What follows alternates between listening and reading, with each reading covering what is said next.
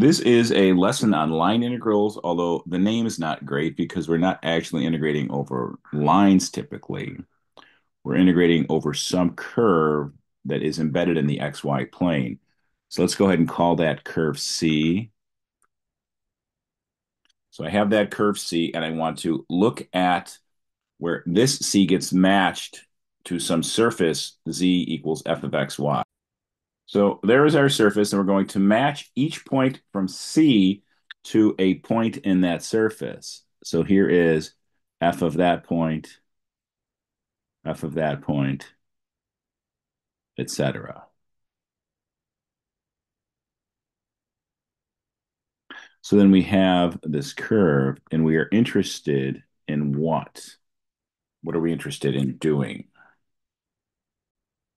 We're looking at the integral over C. We see C in the xy plane of f of xy. That's the height times the change in S, change in arc length. So that little distance there might be change in arc length.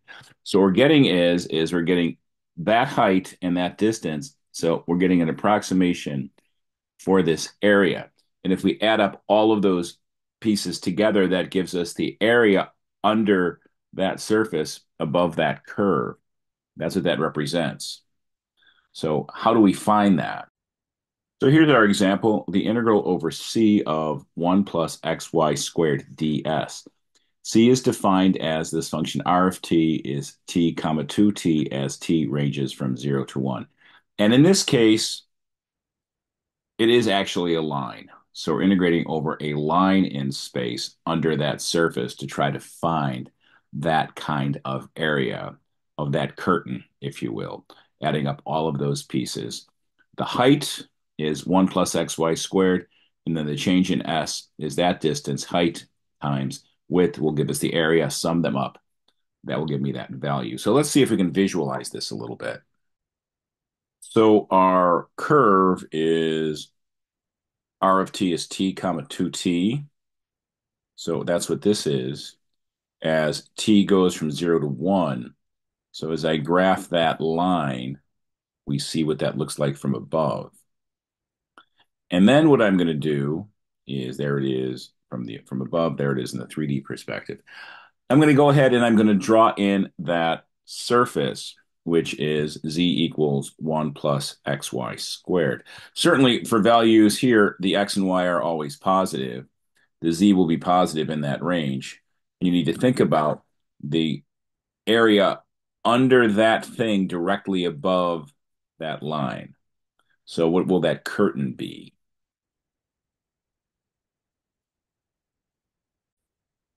But before we can answer that question, we have to think about what is ds, because we see t is ranging from 0 to 1, and that's an s. So how do we go from s to t? Well, the thing to remember, ds, the rate of change of arc length, can be thought of as ds dt dt. But what is ds dt? ds dt is the rate of change of arc length with respect to time. That is just speed. So we're going to say that ds is the speed, magnitude of the velocity, dt, which of course is ds will be the magnitude of r prime of t, dt. So let's collect our information and evaluate that.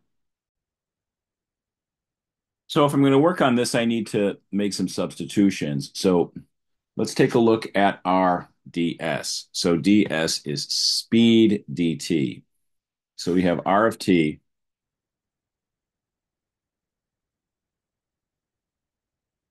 is t2t. So the velocity is the derivative of that.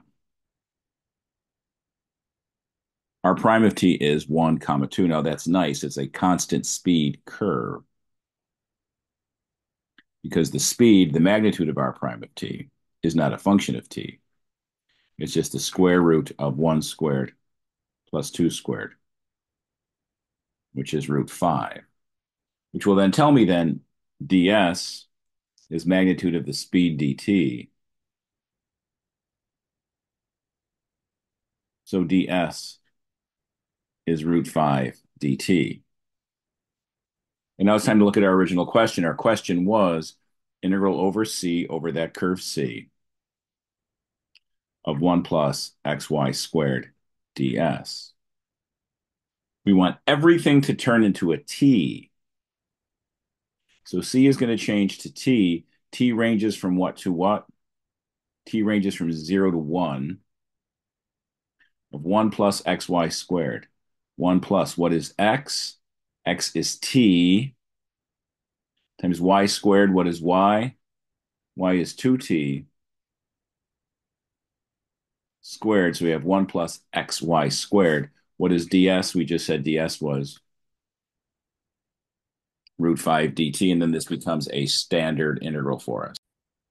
Recognizing 2t squared is 2t times 2t or 4t squared, which then gets me root 5 can be pulled out in front times the integral as t goes from 0 to 1 of 1 plus 4t cubed. Let's find our antiderivative. Antiderivative of 1 is t. Antiderivative of 4t to the third power is t to the fourth.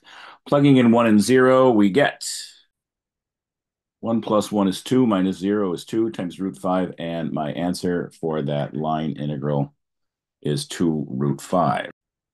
Next problem is the integral over c of x squared minus y plus 3z. So there'll be a four-dimensional surface ds. And I'm integrating over this line in 3 space. So I need to determine what c is going to be. I'm going to express that parametrically. X of t, y of t, z of t. It starts at 0, 0, 0. The direction vector plus 1t plus 2t plus 1t. So putting all that together, then what is my r of t going to be that's defining c? It indeed will be t 2tt. So this is another case with a line integral when it really is a line. We know we are going to need to get the velocity and then the speed. So what is the velocity here? It is 1, 2, 1. Again, we're happy with this because this will be a constant speed curve. Makes our life a little bit easier. So the magnitude of the velocity is the square root of 1 squared plus 2 squared plus 1 squared.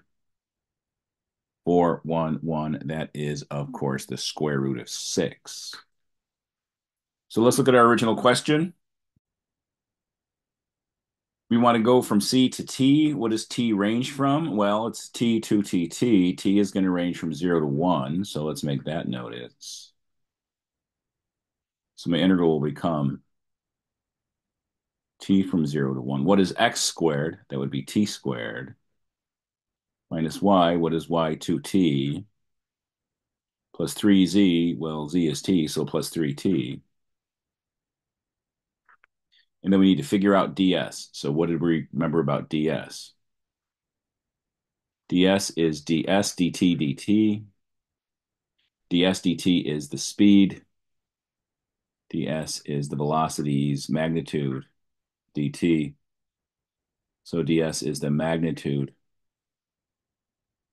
of r prime of t dt. Making that substitution, r prime, magnitude of r prime of t is root 6. So ds is root 6 dt. So we put this in as root 6 dt. Then evaluate the integral. The antiderivative of t squared is t cubed over 3, and then 3t minus 2t is 1t. The antiderivative of t is t squared over 2, evaluated as t goes from 0 to 1, which will give me root 6 times 1/3 plus 1/2 minus 0 plus 0. And what does that give me? Root 6 times 5/6, which you would normally write as 5 root 6 over 6. This was another situation where we did the line integral now over a four-dimensional surface, but it actually was a line, but it doesn't have to be a line. So let's do one more.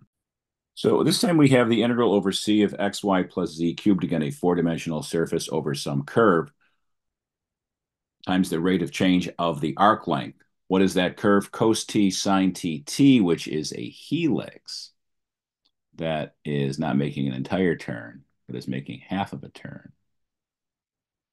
So we know what the helix typically looks like, right? It goes around, it goes around, it goes around, around. But just from 0 to pi is all we're working with here.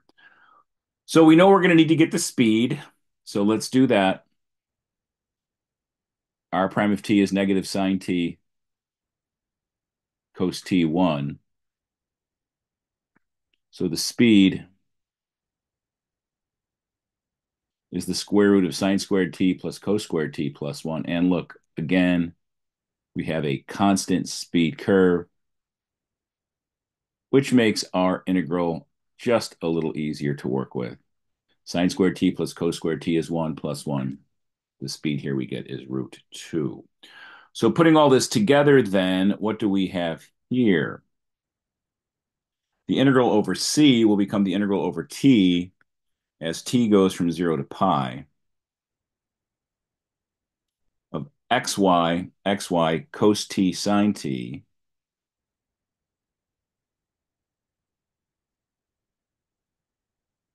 plus z cubed, well, z is t, so plus t cubed.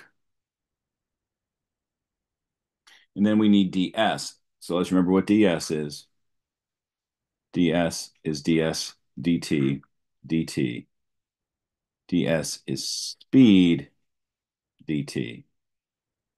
So ds is root 2 dt. So let's put all that together and evaluate it. So I can pull the square root of 2 out in front. So I get root 2 integral as t goes from 0 to pi of cos t sine t plus t cubed. I'm going to break this up into two separate integrals. The first integral is going to require a u substitution, so let's quickly look at that. So u is sine t, du dt is cos t, so du divided by cos t is dt. And I will have root 2, we'll change the endpoints in a minute. The cos t stays. Sine t becomes u. dt is du over cos t, which makes me happy because the cos t's go away. Now I just have u's left. So I've got to go ahead and change my endpoints. So we start with t is 0. So if t is 0, what is u? U is sine 0, so u is 0 in that case. And if t is pi, u is sine pi, which is also 0. Well, that's interesting. If u goes from 0 to 0, that integral has to be 0. There is no area under the curve. This other piece we have root 2, antiderivative of t to the third is t to the fourth over 4 evaluated as t goes from 0 to pi, which gives me root 2 over 4 pi to the fourth minus 0 to the fourth. So my final answer is root 2 over 4 times pi to the fourth.